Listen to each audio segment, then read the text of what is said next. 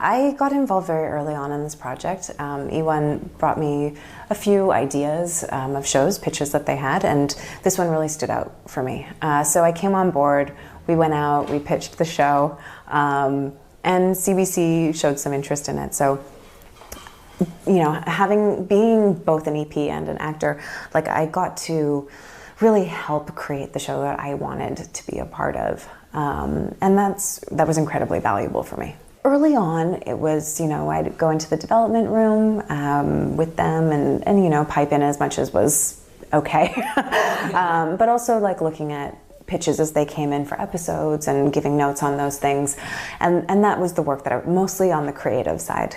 We've got some really strong producers on this show that handle all of that stuff. It's not my expertise, obviously.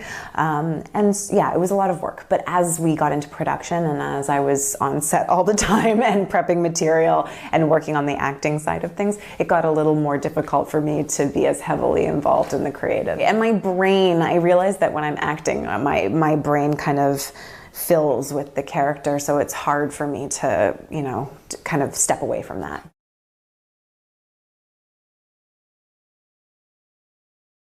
Joanna is a really amazing lawyer, and that's probably her best trait. She's passionate and capable. She's not great with people, and she hasn't really invested much of her time in relationships. It's not something she's great at. She went from high school to university and law school and then into an office. Her main aspiration is to really have her father's approval, and he's a great lawyer and she works for him and she has always wanted to be like him.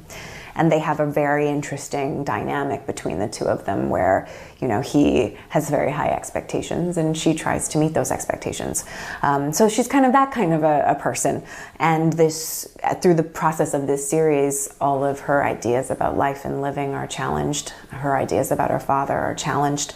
And she must basically feel what it means to be a human being, which is something she's avoided for her entire life. Well, what happens with the character in the show is that Joanna goes back to Millwood, her hometown that she left mysteriously when she was 14. She doesn't know why she left, but she has to go back to kind of just tidy up this thing. She thinks it's going to take her 2 seconds, and it really, to be fair, does. So she goes home, she does this thing, but she kind of gets sucked in. There are these girls and they're all sick and nobody knows why, and for a few reasons that I won't reveal, she ends up staying. And so the course of the show is really working on the mystery of what happened to these girls and solving that and, you know, trying to get them money. And parallel to that is Joanna learning about the history of her family and what happened.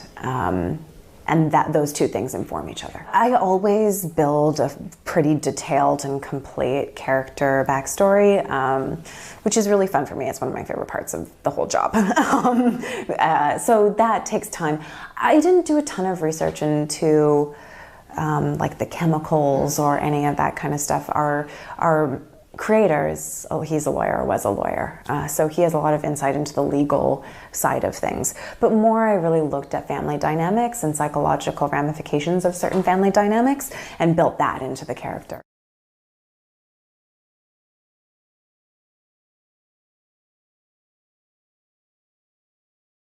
It's interesting.